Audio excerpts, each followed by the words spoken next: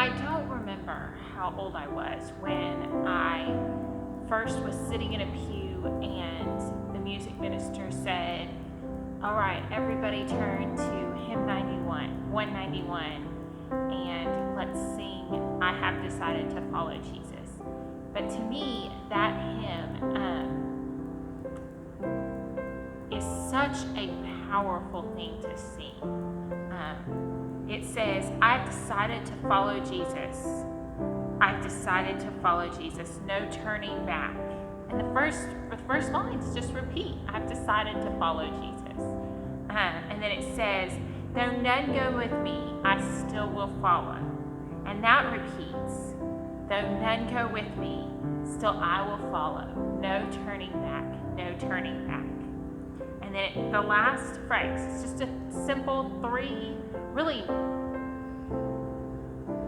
4-sentence song. But the last verse says, my cross I'll carry till I see Jesus. My cross I'll carry till I see Jesus. No turning back, no turning back. It's an easy song to sing. The melody's not complicated. And I just always, every time we sing it in church, I think, is this really what I'm committing? Like, am I really living this? Is this where I am? Am I at the point that I can say I've decided to follow Jesus? Now, of course, I've made the commitment as a Christian, but what does that look like in my everyday life? Am I at the point that I can sing verse 2, though none go with me, still I will follow? The first verse is easy. I have decided to follow Jesus. But then the second two verses really begin to echo that there is a cost to discipleship. That it does mean that we give up a lot. This week I've been thinking on Matthew 8:18, and it says, when Jesus saw the crowd around him, he gave orders to cross to the other side of the lake. Then a teacher of the law came to him and said, Teacher, I will follow you wherever you go. Jesus replied, foxes have holes and birds of the air have nests, but the Son of Man has no place to lay his head.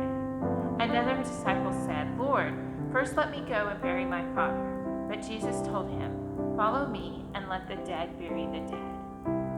You know, during this season, this 2020 year, I've really seen the cost of discipleship played out. There's been people persecuted for their faith within my own nation on a level that I've never seen before. There's been some moments that each of us have had to decide, what am I willing to give up to follow Jesus? To me, one of the most haunting remembrances of that is some of my missionary friends, inclusive and into my own family, my uncle, as they hugged their loved ones goodbye and left to go overseas, knowing that they were going countries away and they could possibly not see their loved ones again on this earth, knowing that their loved one could be with Jesus the next time that they see them. That's a lot to give up. I think of different ones in America that have lost businesses and livelihood because they've committed, though none go with me, I still will follow, because they've decided to follow Jesus. And so today, I want to ask you, what are you willing to give up for Jesus? Usually we say, look at all that Jesus gives you, and he does. He is worth it.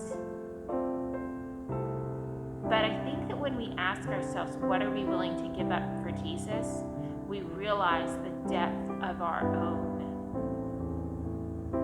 sometimes even pride. I'll admit there's been times that I've said, Lord, I'll do anything but not that, just anything but that.